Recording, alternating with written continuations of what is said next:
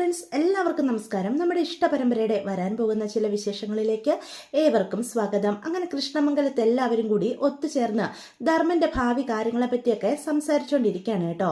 അപ്പം ഇന്ദിരാമ്മ ചോദിക്കും, അനന്ത, ഇനിയിപ്പം ധർമ്മൻ ഇവിടെ തന്നെ ഉണ്ടായ സ്ഥിതിക്ക് അവന് സ്ഥിര വരുമാനമായിട്ട് എന്തെങ്കിലും വേണ്ടേ? നിന്റെ അഭിപ്രായം എന്താ എന്ന് ചോദിക്കുക. അതിപ്പം ഇത്ര പറയാനിരിക്കുന്ന എന്താമേ, അവനും ഞങ്ങളുടെ കൂടെ കമ്പനിയിലേക്ക് പോരട്ടെ എന്ന് പറയാം. അത് കേൾക്കുന്ന അച്യുതം പറയും, എന്റെ പൊന്നേട്ടാ, കമ്പനിയിൽ ഇപ്പൊ തന്നെ സ്റ്റാഫുകൾ അധികമാ. അപ്പം ഇവനും കൂടി വന്നിട്ട് എന്ത് ചെയ്യാനാ? ഇവന് പറ്റിയ മേഖലയാണോ അത് എന്ന് ചോദിക്കുകയാണേ. അപ്പൊ സുഗന്യ പെട്ടെന്ന് പറയും, അതെന്താ അച്ചുവേട്ട അങ്ങനെ പറയുന്നത്? ധർമ്മേട്ടൻ കമ്പനിയിൽ വരുന്നതിൽ അച്ചുവേട്ടൻ എന്തെങ്കിലും ബുദ്ധിമുട്ടുണ്ടോ? എനിക്കെന്ത് ബുദ്ധിമുട്ട്? ഇവിടെ എന്തുണ്ടെങ്കിലും അത് അവനും കൂടി അവകാശപ്പെട്ടതല്ലേ. ഞാൻ അതല്ല സുഗന്യ ഉദ്ദേശിച്ചത്. ഇവന് ഏറ്റവും പരിചയ സമ്പത്തുള്ള മേഖല ഏതാ? കച്ചവടമാണല്ലോ. അവൻ ഇത്രയും വർഷം ആ ബാലന്റെ കൂടെ പലചരക്ക് കടയിൽ ഒരടിമയെ പോലെ പണിയെടുക്കുവാണല്ലോ. അയാളുടെ കൂടെ ഇത്രയും വർഷം നിന്നതിന്റെ ഗുണം എന്തായാലും ഇവനുണ്ടാകാതിരിക്കില്ല. ഒരു കട എങ്ങനെ നോക്കി നടത്തണമെന്നൊക്കെ ഇവന് വ്യക്തമായിട്ട് അറിയായിരിക്കും അല്ലേടാ എന്ന് ചോദിക്കാം. അത് കേൾക്കുമ്പോൾ നമ്മുടെ ധർമ്മം പറയും, ആ കടയിലെ കാര്യങ്ങളൊക്കെ എനിക്ക് വൃത്തിക്ക് ചെയ്യാൻ അറിയാം എന്ന് പറയാം. അപ്പൊ പിന്നെ നമ്മൾ എന്തിനാ ഏട്ടാ കൂടുതൽ ചിന്തിക്കുന്നത്? ഇവന് ഏറ്റവും പരിചയസമ്പത്തുള്ള ആ മേഖലയിൽ തന്നെ ഇവന് ജോലി റെഡിയാക്കി കൊടുക്കണം. നീ എന്താ ഉദ്ദേശിക്കുന്നതെന്ന് ആനന്ദം ചോദിക്കുകയാണ്. എന്റെ ഏട്ടാ, ഇവനെ പറ്റിയ പോലെ ഒരു കട നമുക്ക് സെറ്റപ്പാക്കി കൊടുക്കാം എന്ന് പറയാ. കടയോ? അതെ, ഇവന് ഒരു പലചരക്ക് കട ഇട്ട് കൊടുക്കാം നമുക്ക്. ഇവന് ഏറ്റവും താല്പര്യമുള്ള മേഖലയും അതല്ലേ എന്ന് ചോദിക്കാം. വെറും പലചരക്ക് കടയല്ല, സൂപ്പർ മാർക്കറ്റ് പോലെ എല്ലാവിധ സൗകര്യങ്ങളും ഉള്ള ഒരു കട എങ്ങനെയുണ്ട് എന്ന് ചോദിക്കാം. അപ്പൊ ഇന്ദ്രമ്മ പറയും, അച്യുതം പറയുന്നത് വളരെ നല്ലൊരു കാര്യമായിട്ടാ എനിക്കും തോന്നുന്നേ. ധർമ്മന് സ്വന്തമായിട്ടൊരു കട, അത് എന്തുകൊണ്ടും നല്ല കാര്യം തന്നെയാ അല്ലേ അനന്ത എന്ന് ചോദിക്കാം. അത് കേൾക്കുമ്പം അനന്തനും അത് സ്വീകാര്യം തന്നെയാണ് കേട്ടോ. അപ്പൊ ധർമ്മനോട് അനന്തൻ ചോദിക്കും, നിന്റെ അഭിപ്രായം എന്താടാ? നിനക്കിതിൽ താല്പര്യമുണ്ടോ എന്ന് ചോദിക്കാം. ഏട്ടന്മാര് എന്ത് പറഞ്ഞാലും എനിക്ക് സമ്മതമാ എന്ന് ധർമ്മം പറയണം കേട്ടോ. അപ്പൊ സുകന്യക്കും അതിനോട് താല്പര്യമൊക്കെ തോന്നി തുടങ്ങുന്നുണ്ട്. ധർമ്മന്റെ സ്വന്തമായിട്ടൊരു കട, അതുകൊണ്ട് തന്നെ സുകന്യയും വളരെ സന്തോഷത്തിലാണ് നിൽക്കുന്നത്. അല്ല, പെട്ടെന്നൊരു കട തുടങ്ങാൻ പറ്റിയ സ്ഥലം ഇവിടെ അടുത്ത് എവിടെയാ ഉള്ളത് എന്ന് ചോദിക്കാം. അതെന്ത് ചോദ്യം എന്റെ ഏട്ടാ എന്ന് അപ്പം നമ്മുടെ അച്യുതൻ ചോദിക്കണം കേട്ടോ. അച്യുതന്റെ മനസ്സിൽ മറ്റു പല പ്ലാനുകളുമാണ്. നമ്മുടെ ബാലനെയും കുടുംബത്തെയും എങ്ങനെയും തകർക്കണം. ബാലന്റെയും കുടുംബത്തിന്റെയും ഏറ്റവും വലിയ വരുമാന മാർഗം ഗോമതി സ്റ്റോറാണ്. അതിൽ നിന്ന് തന്നെ തുടങ്ങാം എന്നാണ് അച്യുതൻ തീരുമാനിച്ചിരിക്കുന്നത്. അച്യുതൻ പറയും, നമുക്ക് സിറ്റിയിലൊരു സ്ഥലം ഉണ്ടല്ലോ കട തുടങ്ങാൻ പാകത്തിന്, ആ ടൗണിൽ തന്നെ അവിടെ ഇവനൊരു കട ഇട്ട് കൊടുക്കാം എന്ന് പറയാം. അത് കേൾക്കുമ്പോഴത്തേക്കും അതൊന്ന് ചോദിക്കും, ഏത് മറ്റേ ഗോമതി സ്റ്റോറിന്റെ അടുത്തായിട്ടുള്ള സ്ഥലമോ എന്ന് ചോദിക്കാം. അത് തന്നെ. അതെന്തായിട്ടൻ അതിനെ ഊന്നി അങ്ങ് പറഞ്ഞത്? ഗോമതി സ്റ്റോറിന്റെ അടുത്ത് നമുക്ക് സ്ഥലം ഉണ്ടെങ്കിൽ അവിടെ കടയിടുന്നതിൽ ഏട്ടന് എന്തെങ്കിലും ബുദ്ധിമുട്ടുണ്ടോ? എന്റെ പൊന്നച്യുത, എനിക്ക് ഒരു ബുദ്ധിമുട്ടും ഇല്ല എന്ന് പറയാം. പെട്ടെന്ന് ധർമ്മം പറയും, അവിടെ കടയിടണോ ഏട്ടാ എന്ന് ചോദിക്കാം. നീ എന്താടാ അങ്ങനെ പറയുന്നത്? നിനക്കിപ്പോഴും ആ ബാലനോടും ഗോമതിയോടൊക്കെ സിമ്മതിയാണോ? നിന്നോട് യാതൊരുവിധ ദയയും കാണിക്കാതെ നിന്നെ ഒരു കള്ളനാക്കി മാറ്റിയവരാ അവരോട് നീ അങ്ങനെയൊന്നും ചിന്തിക്കേണ്ട കാര്യമില്ല. അല്ലെങ്കിൽ തന്നെ നാട്ടില് ഒരു കടയുണ്ടെന്നും കരുതി മറ്റാരും അവിടെ അതേപോലെ കടകൾ ഇടാറില്ലേ എന്ന് അച്യുതൻ ചോദിക്കാണ് കേട്ടോ. അപ്പം ധർമ്മൻ വാ മൂടി കെട്ടിയിരിക്കുകയാണ്. എങ്കിലും അത് ശരിയാവോ എന്ന് ധർമ്മന്റെ മനസ്സിലൊരു ചിന്ത വരുന്നുണ്ടേ. ദേ ധർമ്മ, നീ കൂടുതലൊന്നും ചിന്തിക്കാൻ നിൽക്കണ്ട. എന്തുകൊണ്ടും നല്ലൊരു കാര്യമാണ് ഞാൻ ഈ പറയുന്നത്. ഏട്ടന്റെ അഭിപ്രായം എന്താ എന്ന് അനന്തനോട് അപ്പൊ ചോദിക്കാം. ഇതിലിപ്പം ഞാൻ എന്ത് അഭിപ്രായം പറയാനാ? എനിക്കും നല്ല കാര്യമായിട്ട് തന്നെയാ തോന്നുന്നേ. എടാ ധർമ്മ, ബാലൻ അവിടെ കടയുണ്ടെന്നും കരുതി നീ അതിൽ സങ്കടപ്പെടേണ്ട യാതൊരുവിധ കാര്യമില്ല. അല്ല, ഒരു കട ആ പരിസരത്തുണ്ടെന്നും കരുതി മറ്റാരും കടയിടാതിരിക്കുന്നില്ലല്ലോ. അതുകൊണ്ട് ഇത് ബിസിനസ്സാ. നമ്മൾ ബുദ്ധിപൂർവ്വം ചിന്തിച്ചാൽ മാത്രമേ ഡെവലപ്മെന്റ് ഉണ്ടാവുള്ളൂ എന്ന് അനന്തനും പറയാം. പക്ഷെ ഉള്ളിന്റെ ഉള്ളിൽ അനന്തന് ചെറിയൊരു മടിയുണ്ട് കേട്ടോ. കാരണം ഇപ്പൊ എന്ത് ചെയ്യുമ്പോഴും ഇത്രേ അത് ബാധിക്കുമോ എന്നൊരു ചിന്ത അനന്തന്റെ മനസ്സിലേക്ക് വരുന്നുണ്ട്. അത് നമ്മുടെ അച്യുതനും അതുകൊണ്ട് തന്നെ ഏട്ടന്റെ ഓരോ വാചകത്തിലും അത്ര ശ്രദ്ധാലുവായിട്ട് കേട്ടാണ് അച്യുതൻ ഇരിക്കുന്നത്. ഇതേസമയം ധർമ്മൻ രണ്ടു മനസ്സുമായിട്ട് നിൽക്കുന്ന കാണുന്ന സുകന്യ പറയും, അല്ലെങ്കിലും ധർമ്മേട്ടൻ ഇപ്പോഴും മനസ്സു മുഴുവനും ആ ദേവമംഗലത്താ. അവിടുത്തെ അടിമപ്പണി ചെയ്യാഞ്ഞിട്ട് ധർമ്മേട്ടൻ ഇപ്പോഴും സങ്കടമാണെന്ന് ഞാൻ പറയുള്ളൂ എന്ന് പറയാം. നീ ഒന്നും മിണ്ടാതിരിക്കും സുകന്യെ, ആവശ്യമില്ലാത്തടത്ത് നീ അഭിപ്രായം പറയണ്ട എന്ന് ധർമ്മം പറയാം. അപ്പൊ അച്യുതൻ പറയും, നീ എന്ത് വർത്തമാനോ ഈ പറയുന്നത്? അവള് നിന്റെ ഭാര്യ. നിന്റെ ഒരു കാര്യം സംസാരിക്കുമ്പം അവക്ക് അർഹതയുണ്ട് പറയാൻ എന്ന് പറയാൻ കേട്ടോ. അപ്പം എല്ലാവരും അത് സമ്മതിച്ചു കൊടുക്കുകയാണ്. അപ്പം ധർമ്മനോട് സുകന്യ പറയും, എന്റെ പൊന്നു ധർമ്മേട്ട, വളരെ നല്ലൊരു കാര്യം ഇപ്പൊ ചെയ്യാൻ പോകുന്നത്. നമ്മുടെ കട അവിടെ തുടങ്ങി കഴിയുമ്പോൾ ആ ബാലേട്ടൻ അയാൾക്ക് മനസ്സിലാവും ധർമ്മേട്ടനായിരുന്നു ആ കടയുടെ ഐശ്വര്യമെന്ന്. നമ്മുടെ കടയുടെ വെച്ചടി ഉയർച്ച കണ്ട് അയാൾക്ക് ശരിക്കും അസൂയ വരും, നോക്കിക്കോ എന്ന് പറയാം. അപ്പൊ ധർമ്മം പറയും, ആരെയും കാണിക്കാൻ വേണ്ടിയിട്ടല്ല ഞാനൊരു കട തുടങ്ങുന്നത്, എനിക്ക് ജീവിക്കാൻ വേണ്ടിയാ എന്ന് പറയാം. അതെ, നമുക്ക് ജീവിക്കണം, അങ്ങനെ പറ ധർമ്മേട്ട എന്ന് സുകന്യ പറയാണ്. എങ്കിലും ആ ബാലനും ഗോമതി ചേച്ചിയൊക്കെ എത്രമാത്രം എൻ്റെ ധർമ്മേട്ടനെ വേദനിപ്പിച്ചു. ധർമ്മേട്ടൻ ആ കടയിൽ നിന്ന് ഇറങ്ങുമ്പോൾ മുതൽ കണ്ടോ അവർക്ക് നഷ്ടം തുടങ്ങി. ഇപ്പം അവരുടെ അടുത്ത് തന്നെ നമ്മൾ ഒരു കട തുടങ്ങിയാൽ എല്ലാ കച്ചവടവും ഉറപ്പായിട്ട് ധർമ്മേട്ടൻ തന്നെ കിട്ടും. അതോടുകൂടി ബാലേട്ടന്റെ അഹങ്കാരം തീരും എന്ന് സുകന്യ പറയാം. സുകന്യ, അവരോടൊക്കെ എനിക്ക് ദേഷ്യമുണ്ട് എന്ന് കരുതി അവരാരും നശിച്ചു പോകണമെന്ന് ഒരിക്കലും ഞാൻ ആഗ്രഹിക്കുന്നില്ല എന്ന് പറയാം. അപ്പൊ സുകന്യ അച്യുതനോട് പറയും, അച്ചുവേട്ട എനിക്കും ധർമ്മേട്ടന് സമ്മതം തന്നെയാ, കട തുടങ്ങാൻ വേണ്ടിയിട്ടുള്ള എല്ലാ കാര്യങ്ങളും നിങ്ങൾ എന്താണെന്ന് വെച്ച് ചെയ്തോ, ഞങ്ങൾ രണ്ടുപേരും സന്തോഷത്തോടു കൂടി കൂടെയുണ്ട് എന്ന് പറയണം കേട്ടോ. അപ്പൊ അച്യുതനും അലോകും മനസ്സിൽ പറയാ, ധർമ്മം കട തുടങ്ങണം, അതും ആ ബാലന്റെ കടയുടെ മുൻപിൽ തന്നെ നിനക്ക് ഞാൻ കടയിട്ട് തരുവടാ. ധർമ്മന്റെ കടയുടെ ഉയർച്ചയും ബാലന്റെ കടയുടെ തകർച്ചയും എനിക്ക് കൺമുന്നിൽ കാണണം. ഒരു ഗോമതി സ്റ്റോർ ബാലൻ നിന്റെ തകർച്ച തുടങ്ങിയടാ എന്ന് മനസ്സിൽ സന്തോഷത്തോടു കൂടി പറയണം കേട്ടോ. അപ്പൊ ഇതെല്ലാം കണ്ടും കേട്ട് നിൽക്കുന്ന നമ്മുടെ അനുശ്രീക്ക് നെഞ്ചു തകരുന്ന വേദന ഉണ്ടാവുക. തനിക്ക് അവിടെ ഒരു അഭിപ്രായം പറയാൻ പോലും ഇപ്പൊ സ്വാതന്ത്ര്യമില്ല, പറഞ്ഞാലും ആർക്കും ഇഷ്ടപ്പെടത്തില്ല എന്ന് അനുശ്രീക്ക് ബോധ്യപ്പെട്ടിട്ടുണ്ട്.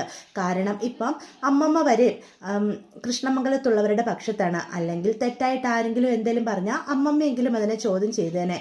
ധർമ്മമാമന്റെ ഈ സംഭവത്തോടു കൂടി അമ്മയോടും അച്ഛനോടും ഒക്കെ അമ്മാമ്മയ്ക്കും നല്ല ദേഷ്യമാണെന്ന് നമ്മുടെ അനുശ്രീക്ക് അറിയാട്ടോ. എന്ത് ചെയ്യണമെന്നറിയാതെ ആകെ സങ്കടപ്പെട്ട് മുറിയിൽ വന്നിരിക്കുകയാണ്. പക്ഷെ അലോകിനിപ്പം അനുവിനോട് പോയി കൊമ്പു കറക്കാൻ താല്പര്യം ഉണ്ടെങ്കിലും പേടിയുമുണ്ട്. നമ്മുടെ അനുവിന്റെ കയ്യിൽ നിന്ന് ഇഷ്ടം പോലെ മേടിച്ചു കൂട്ടുന്നതുണ്ട്. അതുകൊണ്ട് തന്നെ ശരീരം നോക്കുന്നത് നന്നായിട്ട് അറിയാം. അപ്പൊ അനു അങ്ങനെ ഇരിക്കുന്ന കാണുമ്പം വെറുതെ വിടാനൊട്ട് താല്പര്യമില്ല. അതുകൊണ്ട് പോയി ചോദിക്കും, എന്താടി നീ പെട്ടെന്ന് ഇങ്ങോട്ട് കയറി പോകുന്നത്?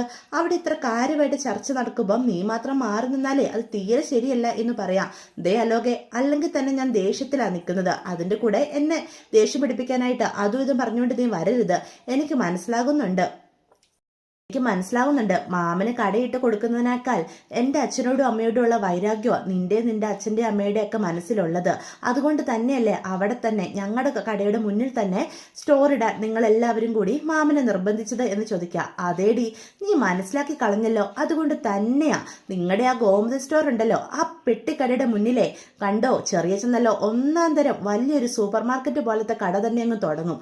അതോടുകൂടി ഗോമതി സ്റ്റോർ ബാലന്റെ ആ സ്റ്റോർ ഉണ്ടല്ലോ അത് കെട്ടിപ്പൂട്ടി വെക്കേണ്ടി വരും. നിന്റെ കുടുംബം അടക്കം എല്ലാവരും അതിനെ ആശ്രയിച്ചല്ലേ ജീവിക്കുന്നത്. അല്ല, നിന്റെ ഏട്ടന്മാർക്ക് ഒരെണ്ണത്തിനെങ്കിലും കാര്യമായ തൊഴിലോ എന്തെങ്കിലും ഉണ്ടോ? എല്ലാവരും ആ ഗോമതി സ്റ്റോറിൽ നിന്ന് കിട്ടുന്നത് കൊണ്ടല്ലേ ജീവിക്കുന്നത്. അതോടുകൂടി നിന്റെ കുടുംബം പട്ടിണിയാവൂടി. അത് കണ്ട് ഞാനും എൻ്റെ കുടുംബത്തിലുള്ളവരും സന്തോഷിക്കും എന്ന് പറയാ. കണ്ടോ, ചെറിയച്ഛൻ്റെ കടയെ ഒരു വൻ വിജയമായി തന്നെ മാറും. ഇനി മാറിയില്ലെങ്കിൽ ഞങ്ങൾ എല്ലാവരും കൂടി ചേർന്ന് മാറ്റും. എൻ്റെ ചെറിയച്ഛൻ്റെ കടയുടെ വിജയവും നിന്റെ അച്ഛൻ്റെ കടയുടെ തകർച്ചയും നീ തന്നെ കൺമുന്നിൽ കാണുവടി എന്ന് പറയണം കേട്ടോ. അപ്പം നമ്മുടെ അനുവിന് നല്ല ദേഷ്യം വരുന്നുണ്ട്. യോഗി പറഞ്ഞ കാര്യം സത്യമായി തീർന്നാലോ എന്നൊരു പേടി എൻ്റെ മനസ്സിൽ ശരിക്കും ഉണ്ട് കേട്ടോ. അതുകൊണ്ട് തന്നെ ഇക്കാര്യത്തെ പറ്റി ധർമ്മനോട് സംസാരിക്കാൻ തന്നെ അനു തീരുമാനിക്കുകയാണ്. അപ്പൊ ധർമ്മന്റെ അടുത്തേക്ക് അനു ചെല്ലുവാണ് കേട്ടോ. മാമ, എനിക്ക് അല്പം സംസാരിക്കാനുണ്ട്. എന്താ മോളെ എന്ന് ചോദിക്കാം. മാമന് എൻ്റെ അമ്മയോടും അച്ഛനോടും അത്രയ്ക്കും വൈരാഗ്യമായോ എന്ന് ചോദിക്കുകയാണ് കേട്ടോ.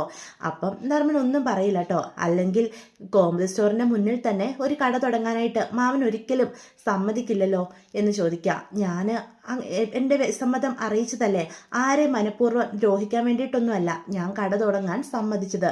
എനിക്കും ജീവിക്കണ്ടേ മോളെ. ഇനിയും മറ്റുള്ളവരെ ആശ്രയിച്ച് ജീവിക്കുന്ന പരിപാടി ധർമ്മൻ അങ്ങ് നിർത്തി എന്ന് പറയാം. ഇനിയും മറ്റുള്ളവരെ ഒരു കള്ളനാക്കി മാറ്റിയല്ലേ അതെനിക്ക് സഹിക്കാൻ പറ്റില്ല എന്ന് പറയുമ്പം അനുശ്രീക്കും ആകെ സങ്കടം വരിക. അമ്മയും അച്ഛനും അറിഞ്ഞുകൊണ്ട് മാമനെ വേദനിപ്പിക്കുമെന്ന് മാമന് തോന്നുന്നുണ്ടോ? അങ്ങനെയാ ഇത്രയും കാലം ഞാൻ കരുതിയിരുന്നത്. പക്ഷേ നിന്റെ അച്ഛൻ്റെ അമ്മയുടെ മനസ്സിൽ എനിക്കുള്ളൊരു സ്ഥാനം വെറും അടിമയുടേതായിരുന്നുവെന്ന് എനിക്ക് മനസ്സിലായി. ഉടമയ്ക്ക് അടിമയോടുള്ള വെറും ദയ അതുമാത്ര നിന്റെ അച്ഛനും അമ്മയും എന്നോട് ഇത്രയും വർഷം കാണിച്ച സ്നേഹം എന്ന് പറയണം. അത് കേൾക്കുമ്പോഴത്തേക്കും അനുശ്രീക്ക് എന്ത് പറയണമെന്നറിയാതെ ആവുകയാണ് കേട്ടോ. ഞങ്ങളെല്ലാവരും മാമൻ്റെ ശത്രുപക്ഷത്തായി മാമൻ കണ്ടു തുടങ്ങിയോ എന്ന് ചോദിക്കുക.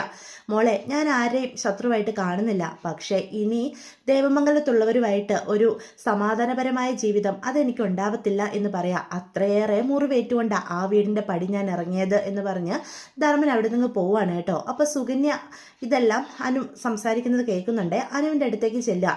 എന്താ അനുശ്രീ, നിനക്ക് ഞാനും ധർമ്മേട്ടനും നല്ല നിലയിൽ ജീവിക്കുന്നതിൽ അസൂയുണ്ടല്ലേ എന്ന് ചോദിക്കുക.